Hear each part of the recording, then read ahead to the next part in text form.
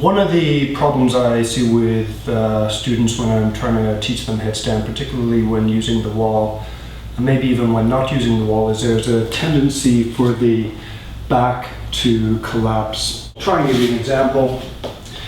So we'll start off with the head on the floor, elbows on the floor, and as they move back, they might not be that flexible, but as they try to get their hips towards the wall, what will happen is instead of keeping the back nice and straight, the back will round and perhaps rest against the wall like so. One possible way to get around that is to use a chair, and I've done this in one of my previous videos, I think. So start off with the head on the wall, head against the floor, elbows on the floor, and then use a chair, put the legs on the chair, and then walk the hips towards the wall. If there are flexibility problems, i.e. the hamstrings aren't flexible enough to allow the student to keep the back straight while walking the hips towards the wall, then that might be one way to get around it. I think a better way is, first of all, to teach the person how to be aware of whether or not they are collapsing their chest in the first place. And while it's easy to feel when the chest is open and when the chest is relaxed, when there is no weight on the head, how then do you teach that when the head is bearing weight? And a simple solution is to use a wall like this. Place the head against the wall like so. Initially, if the feet are relatively close to the wall, so the legs are vertical, there isn't so much weight on the head. You may find as you move the feet further away from the wall so that the hips are directly over a point in front of the feet, then the head bears more weight. And the purpose of this exercise, or what you can do in this position, maybe adjust the head, the height of the head, maybe going closer to the floor, lower down or higher up. But in this position, you can have your students practice, or you yourself can practice trying to.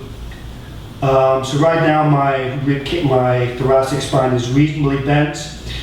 And then what you can practice is try and straighten your thoracic spine and then bend it, straighten the thoracic spine and then bend. And you may find it's easier if you move your head closer to the floor.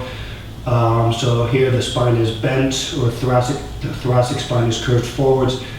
And here I'm straightening the thoracic spine. At the same time, the feeling, if you do this same exercise while sitting upright, you could also do it standing upright, the feeling can be, if the head doesn't change angle, if the head doesn't go like this or like this, if it stays level, what you may then be able to focus on is feeling the chest move towards the chin, maybe the front of the neck, the muscles at the front of the neck squeeze to help pull the chest towards the chin, and then the chest moves away from the chin. That's a little bit, that can be hard to feel initially, but it's one thing you can focus on. Move the chest towards the chin, move it away from the chin. Feel the thoracic spine bending backwards or straightening it. Feel it bending forwards. You can also feel the front of the body. Feel the front of the body, the chest moving towards the pubic bone. Feel the chest moving away from the pubic bone. So you could focus on any one of these pairs of reference points with your head against the wall. So you could try and feel your thoracic spine bent backwards, feel it straight, bent backwards, feel it straight. Feel your sternum with respect to your pubic bone. So here my sternum's moving a little bit towards my pubic bone. Here it's moving away from my pubic bone, and that might be in combination with the tailbone tilting, with the pelvis tilting backwards, forward slightly. And then actually that would be a point. Keep your pelvis still, or try to keep your pelvis still. So here my spine is straight, here my spine is bent, my chest is moving towards my pubic bone. I'm not tilting my pelvis. My chest is moving away from my pubic bone. And then the final one, feel your chest relative to your chin, chest moving towards the chin. Oh dear. How did I do that? I actually had to watch myself on video to see what was happening. I had a problem with feeling my chest moving towards the chin because it wasn't. And the actual problem was when I was moving my chest, I was actually rolling my head like so. So I was opening my chest, rolling my head, closing my chest, rolling my head. So that's actually helpful because it means now you know what to be aware of. Try to keep your head as still as possible when you're doing the spinal awareness exercise with your head against the wall.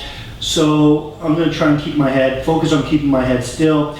So now I'll slowly straighten my spine so that I can feel my chest moving towards my chin. And then I'll continue to keep my head still as I round my spine, as I round my thoracic spine. And again, so it's easier to keep your head still. You might find if you do it like this with your head higher than your hips, it's a little bit more difficult. So it might be helpful to, there I am again. So it might be helpful to have your head at about the same level as your hips. Try to use the wall. If you use the wall, you get used to having pressure on your head so that your neck muscles will engage, and get used to feeling whether your thoracic spine is open or closed, or you can practice moving it so that eventually when you are on the floor in this position, you can lift your hips and feel whether your spine is rounded, your thoracic spine is rounded or straight, and you can try and keep the straightness while lifting your legs.